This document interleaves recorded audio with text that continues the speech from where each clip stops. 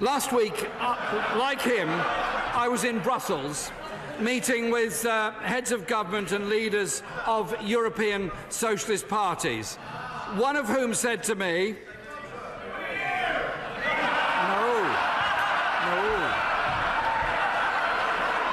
No, what they said, Mr. Speaker,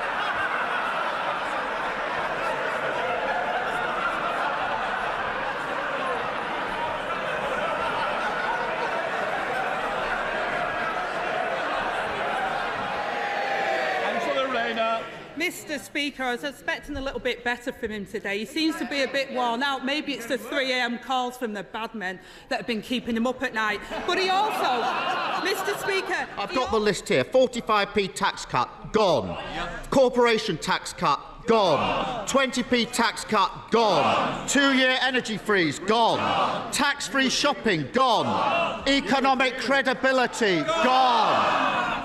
And her supposed best friend, the former Chancellor, he's gone as well. They're all gone. So why is she still here? I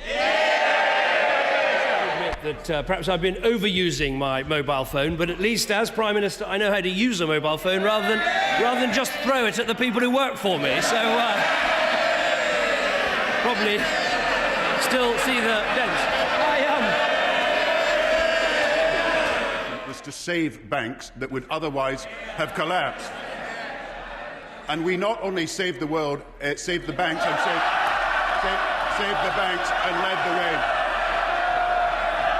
We not only saved the bank. Now, the opposition may not like the fact that we led the world in saving the banking system, but we did. Well, it's now on the record. We are all conscious in this Parliament, or we should be, of how the job of First Lord of the Treasury evolved in Britain, steadily developing a grip over other cabinet departments previously independent of it, and developing into the post of Prime Minister. The creation of that job took many years, and the Prime Minister probably feels that it took almost as long to get round to his turn to hold it. But to see how the post of a permanent President of the European Council could also evolve is not difficult even for the humblest student of politics. And it is, of course, rumoured that one Tony Blair may now be interested in the job. Now, if that makes us uncomfortable on these benches, just imagine how it is viewed in Downing Street. And I must warn ministers opposite that having tangled with Tony Blair across this dispatch box on literally hundreds of occasions, I know his mind almost as well as they do.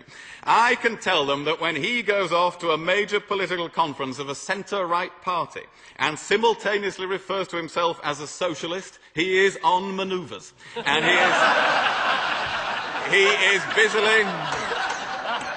he is busily building coalitions as only he can. And we can all picture the scene at a European Council sometime next year. Picture the face of our poor Prime Minister as the name of Blair is placed in nomination by one President and Prime Minister after another. The look of utter gloom on his face. The nauseating, glutinous praise oozing from every head of government. The rapid revelation of a majority view agreed behind closed doors when he was, as usual, excluded. Never would he regret more no longer being in possession of a veto. The famous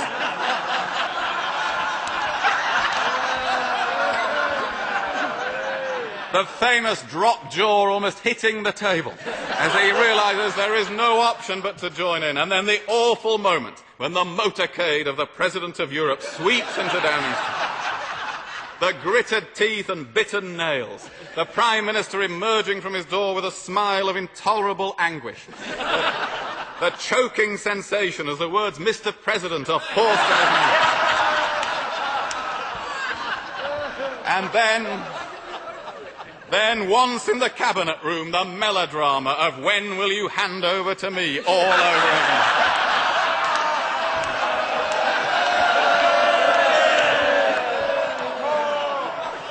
There is, of course, a serious point here, Madam Deputy Speaker.